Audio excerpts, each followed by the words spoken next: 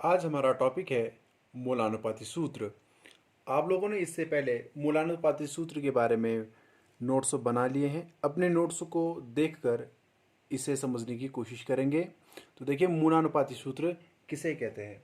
किसी भी यौगिक का रासायनिक सूत्र उसके अणुसूत्र को प्रदर्शित करता है। जैसे कोई भी यौगिक होगा, उसका जो अणुसूत्र होगा उसका क्या करते हैं, रासायनिक सूत्र को जो है रिप्रेजेंट करता है। जैसे अगर बात करें ग्लूकोज, तो C6H12O6, ये सूत्र जो है इसके अणुसूत्र को रिप्रेजेंट करता है।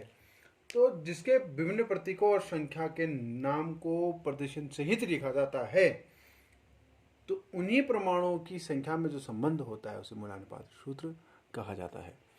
तो बच्चों, आज देखेंगे मूलानुपाती सूत्र कैसे निकालते हैं। तो मूलानुपाती सूत्र था अणुसूत्र में निम्न प्रकार का संबंध होता है। n बराबर होता है, n बराबर अणुसूत्र भार बट्टे मूलानुपाती सूत्र भार। ठीक, ये तो एक फॉर्मूला है जहाँ से एन नंबर ऑफ मोल्स जो है, नंबर जो स्टेशियोमेट्रिक अनुमान होता है, उसे हम किसी भी बिंदु के लिए ज्ञात कर सकते हैं। तो एन की वैल्यू यहाँ से ऐसे ज्ञात किया जाता है। तो बच्चों, अब हम सीखेंगे कि मूलानुपाती सूत्र या अणुसूत्र, जो अणुसूत्र है, इसको कैसे निकाला जाता है। तो देखिए क्या होता है कि कोई भी मूलानुपाती सूत्र के लिए वो जो कार्बन है, जो आपका यौगिक है, वो एक हाइड्रोकार्बन है जो कार्बन, हाइड्रोजन, ऑक्सीजन, नाइट्रोजन इत्यादि से मिलकर बना होता है। यदि इनका कुल अनुपात, यदि कार्बन, हाइड्रोजन तथा ऑक्सीजन का कुल अनुपात 100 माना जाए, यानी कि 100%, किसी यौगिक में अगर ये होंगे तो कैसे होंगे, 100% में होंगे, चाहे वो नाइट्रोजन होगा और भी इत्यादि इसमें हो सकते हैं। तो इनमें क्या होता है, किसी 2 या 3 की वैल्यू दी रहती है। जैसे कार्बन ही दिया होगा 60% और हाइड्रोजन ही दिया होगा 8%। किसी कार्बनिक यौगिक में कार्बन कितना है, कार्बन दिया है 60% और हाइड्रोजन 8% दिया है।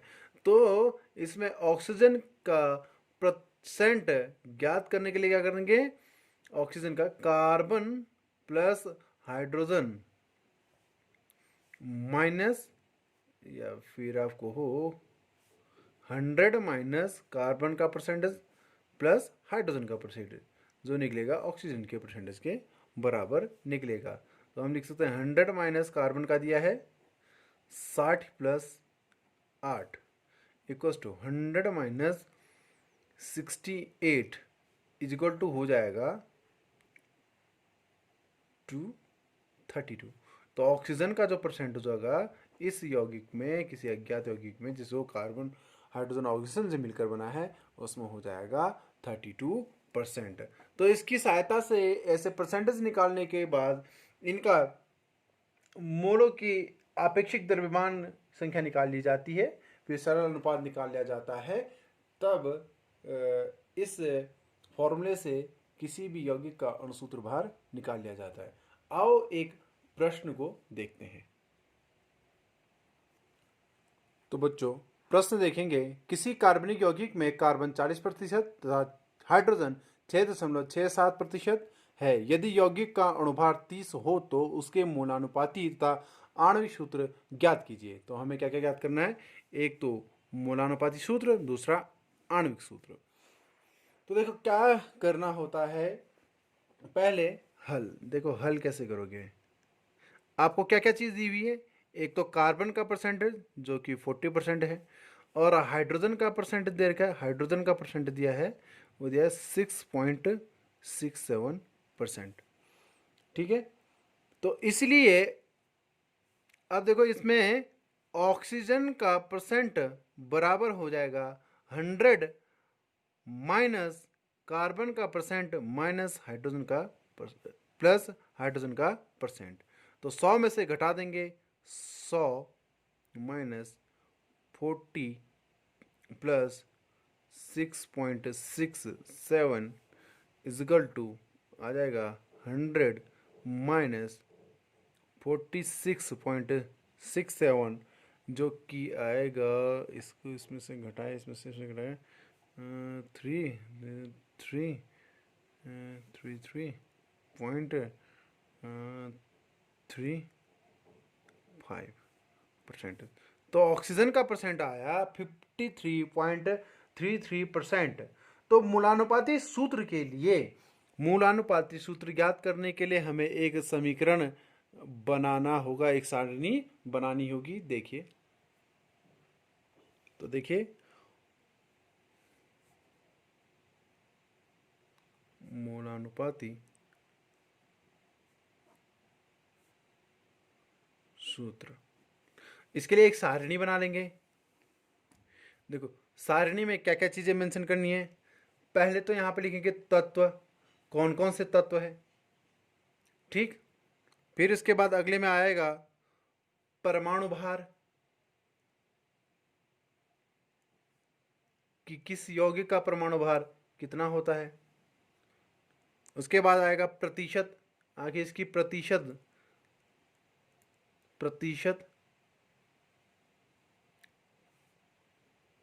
कि कितनी प्रतिशत दी हुई है। फिर उसके बाद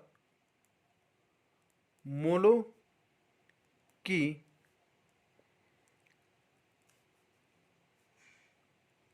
आपेक्षिक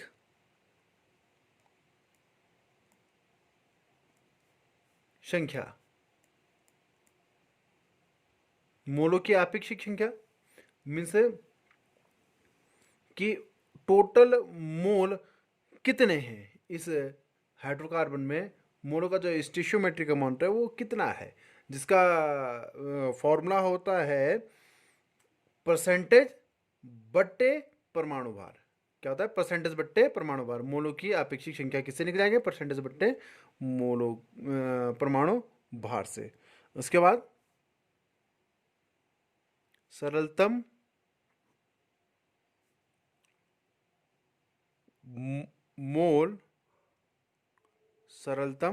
मोल अनुपात,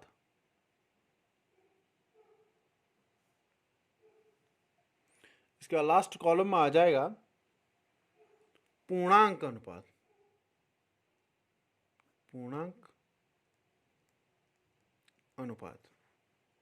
तो पहला तत्व है हमारे पास हाइड्रोजन, ठीक है।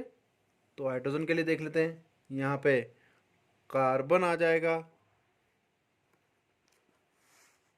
यहां पे क्या आ जाएगा, यहां पर कार्बन आ जाएगा और यहां पर आ जाएगा ऑक्सीजन। ऐसे इस खानों पे ऐसे वैल्यू आ जाएगी। तो आपको पता होगा ऑक्सीजन, हाइड्रोजन का परमाणु भार 1, कार्बन का 12 और ऑक्सीजन का 16 होता है। तो जो परसेंटेज दी है, हाइड्रोजन का दिया है 6.67 और कार्बन का दिया है 40% और ऑक्सीजन का निकाला गया 53.33। आपेक्षिक मोलों की संख्या, मोलों की आपेक्षिक संख्या क्या हो जाएगा? प्रतिशत बट्टे परमाणु भार, यानी कि 6.67 बट्टे 1 बराबर 6.67। इसके बाद 40/12 इज इक्वल टू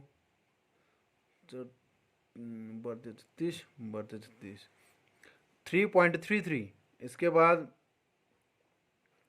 ऑक्सीजन के लिए आ जाएगा 53.33/16 इज इक्वल टू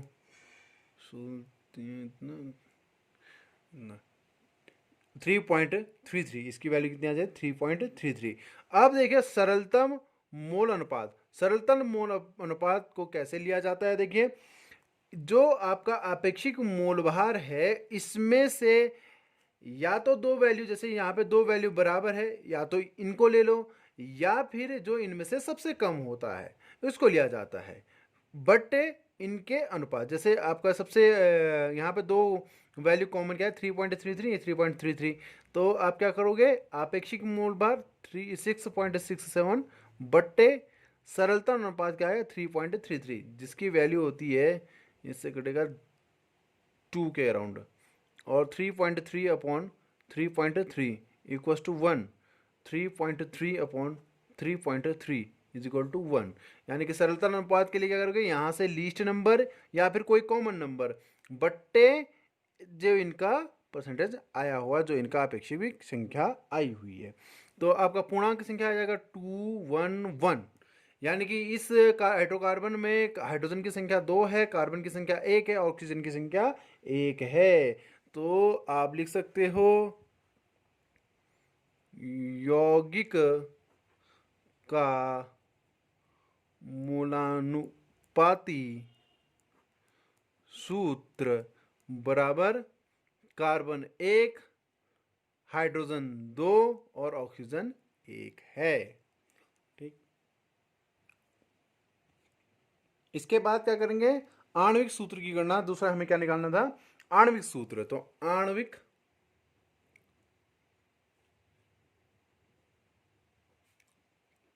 सूत्र हमें निकालना है। तो आणविक सूत्र के लिए पहले n की वैल्यू निकाल लेंगे। n की वैल्यू बराबर होता है अणुभार बट्टे मूलानुपाती सूत्रभार। तो अणुभार तो यहां पे दिया था, इससे पहले क्वेश्चन में देखो 30 दिया है, और मूलानुपाती सूत्र का भार अब यहां पे हम इसको ज्ञात कर लेते हैं। तो हमारा फॉर्मूला आया था CH2O। तो कार्बन का 12 धन 1 गुणा 2, हाइड्रोजन का 1 होता है, 1 2 गुणा 1 धन 16। तो ये हो गया है 14 धन 16 बराबर 30। तो 30/30, यानी इससे कैंसिल हुआ, ये बचा 1। n का मान आया 1। ठीक, आणविक सूत्र बराबर होता है आणविक सूत्र बराबर n गुना मूलानुपाती सूत्र। आणविक सूत्र बराबर क्या होता है, आणविक सूत्र बराबर n गुणा मूलानुपाती सूत्र है। यानी कि n की वैल्यू कितनी है, n की वैल्यू आई है 1, और मूलानुपाती सूत्र क्या था, गुणा CH2O। तो आणविक सूत्र क्या आएगा, CH2O। ठीक, तो ये आपका आंसर।